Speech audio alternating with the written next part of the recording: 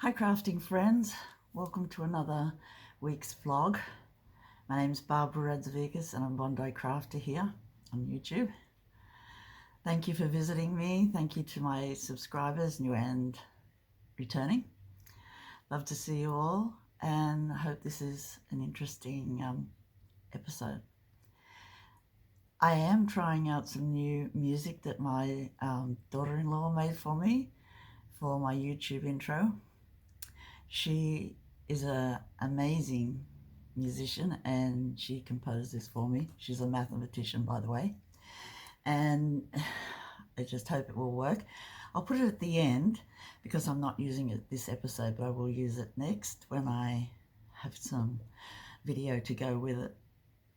So yeah, let me know what you think about my new music at the end. Also yesterday, we've had some amazing weather. Amazing. We had a really high pressure system go up the coast. I don't think it's really gone completely yet, but it was over 135 hectopascals, which is pretty high for winter. And yeah, pardon me, we went to Clovelly beach, which is a couple of kilometres down the coast, I'd say 2 suburbs away, and took some video yesterday, and it was amazing, mesmerising. And so I took about 10 minutes of waves. If you are interested in watching waves, have a look at the end. I thought I'd put it at the end just in case 10 minutes was a bit long of waves. But I could watch it forever, you know. I didn't want to come home. And yeah, and my scarf blew away. I didn't even notice. I was so enthralled in the wind and everything. My scarf blew away, my pink hitchhiker. And luckily, there was a truck with firefighters just nearby. And one of the guys jumped out and ran after my scarf and got it just as it was about to go over the cliff. So it was unreal. And he was so nice about it all. And I thought, my lucky day. We also had a coffee at the coffee shop there. It's really nice. I love Clovelly Beach. There was a lot of sand too. I don't know how they're going to recover all the sand that was just washing around in those waves. You'll be able to see it in the videos. It's unreal. Yeah, so that was very interesting. I also have some big news for me anyway. Oh, what I'm wearing. So I'm wearing the butterfly jumper I just made. There's more about that soon, coming up. Next month, for the first week of September, is my birthday week. So I'm having a giveaway. I'll just call it a gift, actually. So there will be 3, because my birthday's the 3rd. So there'll be 3. But I bought something very special for the first prize this year at the craft show, and this is it. Isn't it beautiful? I just really love Kaffe Fassett Brights. I think they're lovely, especially the reds. And Philip Jacobs. They're just lovely. And so this is my first prize. So it's for subscribers only, so please subscribe if you haven't already. And yeah, be in it to win it, friends. It's my birthday gift. There might be some patterns also. Think about scarf patterns, shawl patterns. Yeah, so that's my news. I am going to make a drop waist dress. I still haven't got onto it yet, but I will. And yeah, it's Thursday already, 1st of August, horse's birthday. Every horse in the world has a birthday, and here in Australia it's Wattle Day. Well, we used to call it Wattle Day. I'm not sure if it's still Wattle Day, but it is still Wattle Day to me. And so I'll probably have some footage of wattle. They have beautiful yellow flowers, beautiful. And there's about 200, maybe more, different species of wattle. and they are so lovely, and they come in all different shapes and sizes, usually the same color, but they go to a very deep gold, nearly black. I think there's one called Black Wattle, but beautiful. So I can't get all of those in here because I don't live in the forest where they grow, but we do have some in the parks, and there's a beautiful one just nearby on the way to Judas. Yeah, so hope you enjoy this episode. See you soon. Yeah. I have a finished project. It has taken me a couple of weeks to knit this jumper. I love it. I particularly love doing stranded colour work. I think it's my favourite. As for reading patterns, I love cables too, but the cables in graphs are just sometimes beyond me, especially the beautiful ones that have alcoholic names. Really love them, but I can't follow the pattern, so I can't even visualize how to do it. But graphs with color work seems to be a breeze to me. So I know I'm left-handed and I follow the graph from the other side, but it doesn't matter. So this is what I've knitted. About this pattern, it is beautiful. And I've had it for a while. And everybody knows that this is a knit pattern by Erica Heuser. It is beautiful. And I don't want to knit mitts because it's just too warm here for mitts. And I've been thinking about how to make lepidopteras into something I can wear. So this is it. I knit 9 of them in the bottom of the jumper. I also included the lunar cycle, which I love, and I put that on the sleeves too. I knitted in Darnish Studio. The colour is charcoal, and a white that I've had somewhere. It was a cone that I wound off. I should have kept the label, but I think it's a whole scarf, super soft, and might not be super soft because it might be a dewish actually. I don't know. But anyway, whatever it is beautiful, and it goes perfectly with this ply of wool. This is the neck. I just put I collect ribbons from flower shops and things like that, you know, when I get flowers, and I cut them to how I want them to fit. This one's from Pearson's flower shop, I think in the Junction. It's just a beautiful ribbon, and I don't want to throw them out, so I use them, and this is to mark the back and the front because I don't do short row shaping. So my shoulders are the old-fashioned way of grading up. This is a boxy jumper. It's my pattern. I just do a boxy pattern, you know.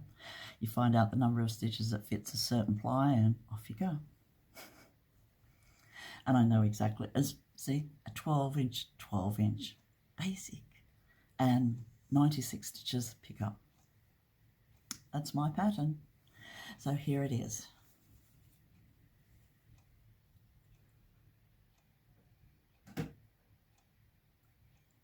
This is the sleeve.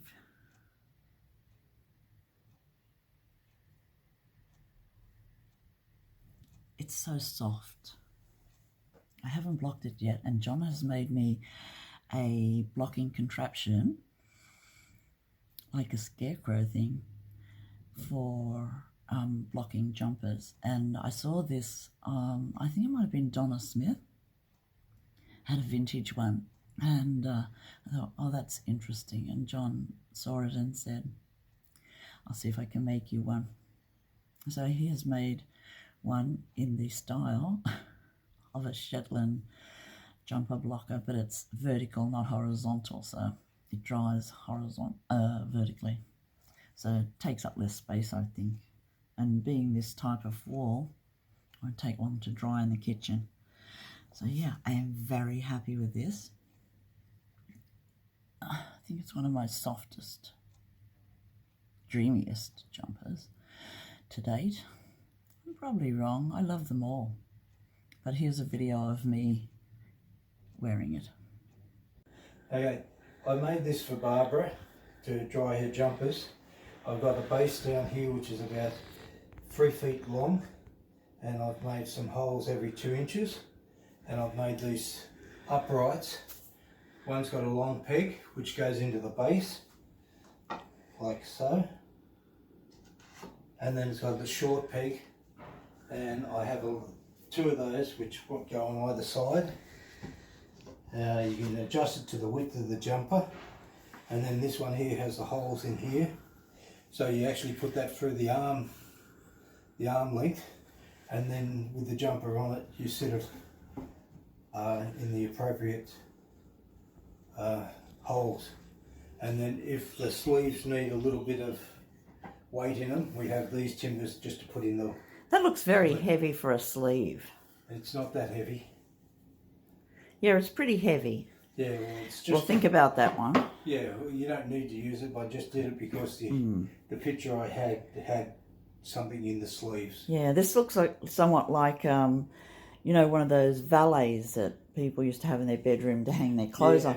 But the one that I saw also had a piece of wood going from here down to there for the sleeves, so you could get the shape of the sleeves, you know, precisely, and then it would just dry in the breeze like that. The picture that I had didn't show that exactly. It just showed a piece of wood in the sleeve, so maybe it was on an angle and I didn't notice it. Okay, so now we're going to wring out the jumper and put it on this, and then we'll have a look at it. Yep.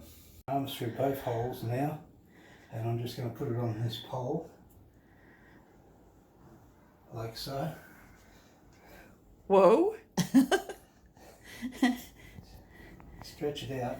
We'll just keep that pole away from it. Okay, so it's got that on like that, and now goes over both these poles.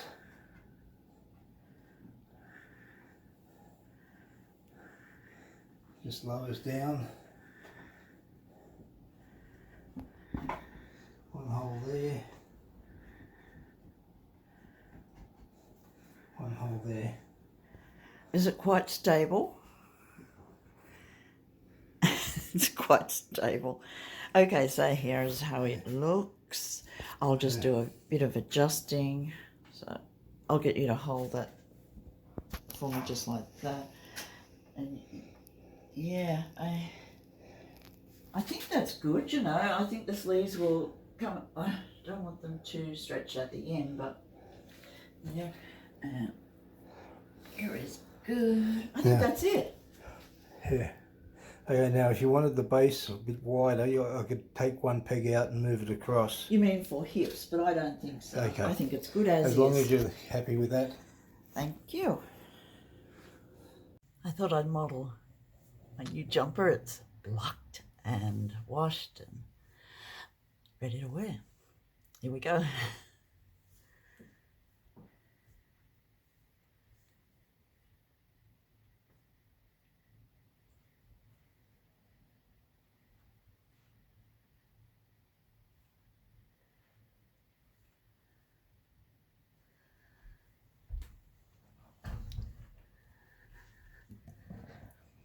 I really love it. I think it fits very nicely. And yeah, so happy to have it finished for winter. It's the 1st of August today, and I just took it off the blocker that John made me.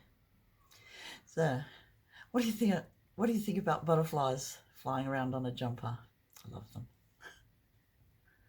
Here's another view of it, maybe a bit closer. I really like it. It has a lot of nice ease, not too tight. Top looks good. I like the neckline. I love the butterflies.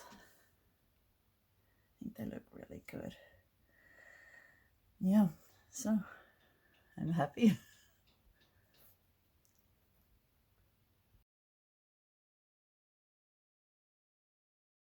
I do have one work in progress. I think I've finished my jumper. Going to start another one. It's Andrea Mowry's Rhinebeck jumper. It's beautiful. It's got that patchwork type traditional block knitted. So I couldn't believe it. So yes, I've started that. This is my 4th time casting on. I want to knit it in 4-ply fingering weight, not worsted as Andrea has done. So I've looked at other patterns and got the right stitch count. That's how far I've gotten so far. So as this is my 4th go, the last time was nearly perfect, and I was sure I didn't have a twist, and I didn't have a twist in the previous ones. The last one I had a twist in it, and I was about 1 inch into the ribbing. So I took it off my needles carefully, and I kept it. There it is. And then I thought to myself, well, this is a perfect time to measure, make sure that it actually is the right fit, and it is. And so I'm going to keep this cast on stitches. I'm going to keep that as a reference for a swatch. I know it's a long thing, but you know, it's a swatch for that number of stitches and that ply yarn and the type of pattern. So yeah, I'm really interested in how this is going to go. Stay tuned in a thinner yarn with 3.75mm needles. The yarn is that beautiful cone I bought, so we'll see how it all goes. I have one work in progress, one sock. It's coming along really nicely. I've had this yarn for a fair while, and it is called After These Lollies. John, what are these lollies called? You know, the licorice all sorts. Sorry about me yelling. Licorice all sorts. I have made socks from this yarn before, and I love it. It's from an Australian company called Yokomama Nets, I think. I'm hoping that's the name. I don't have the ball band anymore. And so I'm going to just do vanilla socks with this. I love it, and I'm doing it with these little matchsticks. 9-inch circulars, and I think my needles are 3.5, 2.5, sorry. If I go down any smaller, it hurts my fingers quite a bit. So I really love it. I like the edge too that I get with my casting on. It sort of makes a little picot. And I don't do it on purpose, it's just how I cast on. Left-handed, wrong way round. But I have seen a neat way of casting on recently, is where you put your first stitch in, and then you put your needle, instead of just through the first loop to do the next stitch, you put the needle right through and it goes to the back, and you sort of put your needle through the whole stitch thing like this. There's my stitch there. Instead of going just through one stitch, you go through to the back like that. And it makes a very nice edge too with casting on. I think, oh, that's so interesting. So I tried it out. I love it. But it does take time to do. And yeah, I think I just do whatever I feel like at the time. They are pretty, aren't they? Could almost eat them. I'm not so fond of licorice anymore. I do like it, but I don't eat that much licorice anymore. I just love the colours.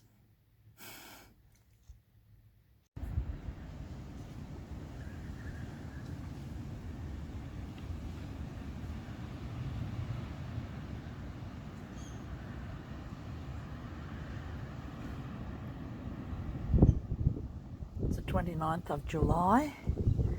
It's about 4:30 p.m. 2024, and there is an Arctic blast coming up the coast. It is freezing. I can see there's weather.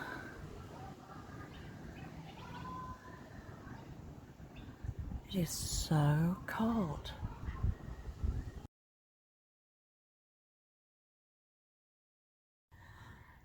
Here we go to Clovelly. It's fun and the waves are beautiful. Let me know what you think about waves. Photography. It's lovely. Would you like to see more or less? It's the 31st of July, 2024. I have never seen the waves this big. This is Clovelly. It's like a washing machine down there. And look how high the waves are going. Wow. That is amazing.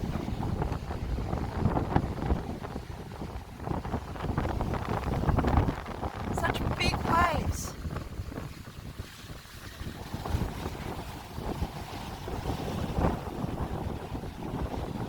It's just all white.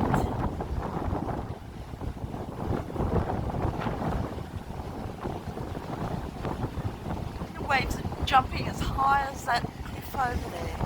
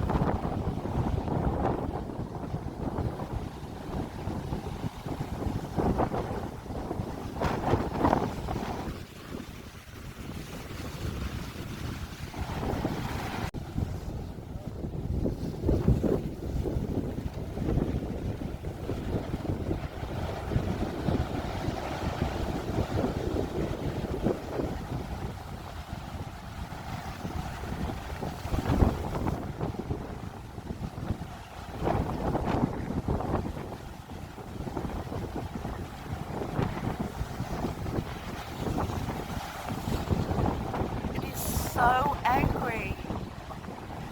Wow. Wow, they're just getting bigger.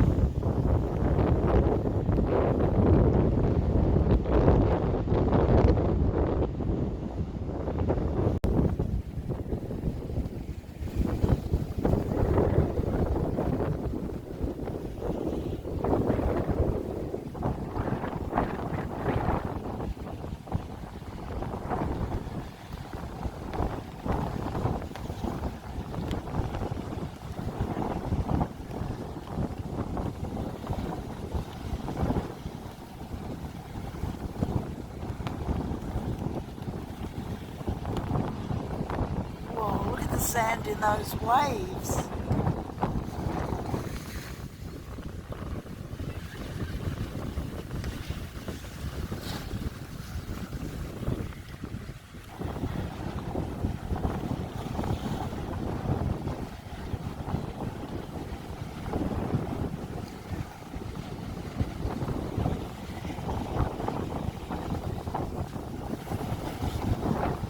It's mesmerizing.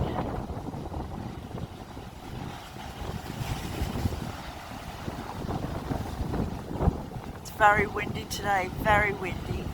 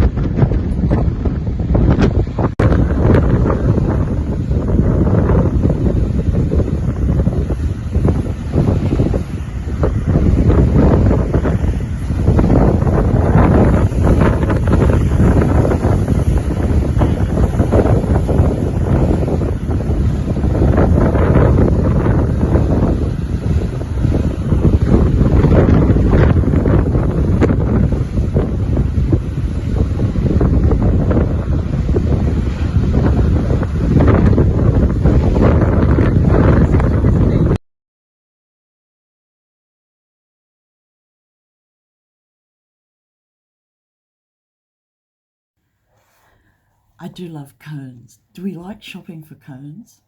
And there's whole podcasts just about buying cones, looking at cones, and I was looking at one yesterday, but I particularly like cones too.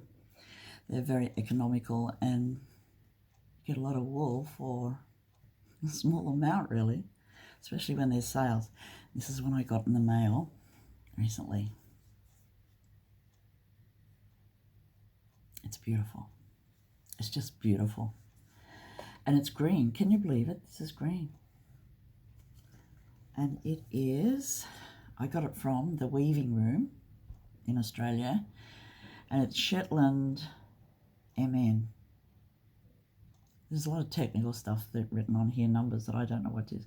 And I bought 1 kilo, and it is 4,200 meters, and the color is broom. It is beautiful. It doesn't smell too sheepy. I love sheep. And John wound off a cake for me, too, actually, because I wanted to try knitting them together. I do a lot of experimenting, I've got to say. Experimenting in actual knitting, and then I pull it apart. So I do a few swatches, and my swatches are not the usual type of swatch, as you can see. This is my swatch. I've washed it and blocked it in this wool. So it is a very fine 2-ply, or fingering weight, as some people say. It is a beautiful dark green with flecks in it. So the flecks, I now know, when you're colouring yarn at the mill, you add different colours to make a colour. And so to make a very dark colour, you add other colours like green, yellow and blue, things like that. And you can see them all very subtly in this beautiful yarn. So what I did was, because I want to knit it in 1 strand instead of 2 that I was doing last night, it was just too thick and too heavy, I wanted to do a swatch, and I did it in 3 different needle sizes. So I started with 4mm. 4mm at the bottom is too loose. Then I went to 3.75, which I really like. And I think I might do the body in 3.75. I think that's a number of stitches that will suit me, won't take me too long, and it has a nice lightness to it. It's so beautiful. And then I tried 3.25 for the ribbing. And, you know, it still fits very nicely with this fabric that I want to knit. I want to come out looking like this. So yes. So I don't do swatches as per pattern, I would say. I do swatches to find a needle size that will go with the particular yarn. And then I look for a pattern that has the needle size and the type of yarn that I want to use, and see if I like it. Well, I only have patterns that I like. And go ahead. But what I want to knit this time, after I finish my beautiful butterflies, is Andrea Mowry's Rhinebeck sweater. You know, the one with the quilting pattern on it? So I'm thinking I want to do it in this main dark green with off-white. And I'm thinking I'm only going to use 2 colours, so it'll be this beautiful green and the off-white together. This will be my second cast on of it. The first one was with 2 strands, and now I'm going to do it with 1. I think it'll be nice and light. And because when you do stranded knitting, you have sort of 2 layers of yarn behind the whole fabric, so it won't be too heavy because it's nice and light. So yeah, wish me luck with this one. that's me signing off for this week, friends. Thanks for coming, and hope you enjoyed this episode. First week of August. Don't forget to leave a comment about why you love Kaffe Fassett, or why you love quilting, why you love knitting. Just a few lines, and yeah. So for the next 4 weeks, I'll be collecting those interested in some fabric and some wool. Okay, that's it from me. Bye, friends. Oh, as the last thing here, I hope you haven't tuned off yet, but this is the new music that I have. Let me know what you think. Really thankful that Shana has spent time to make it for me, so I love it. It has a medieval theme, and she had lutes and beautiful instruments like that. Let me know what you think about the sound too. Bye, friends. I'm trying out a new my new music that my daughter-in-law Shana made for me for my intro, and so this is a swatch that I made, and I make swatches to see what size needles fit what size yarn, so that I can knit a jumper, let's say. I have some basic things to look for. Can we see through it? Yes, but it is a nice, very nice thickness and a beautiful colour, and I'm waiting to see how the music goes.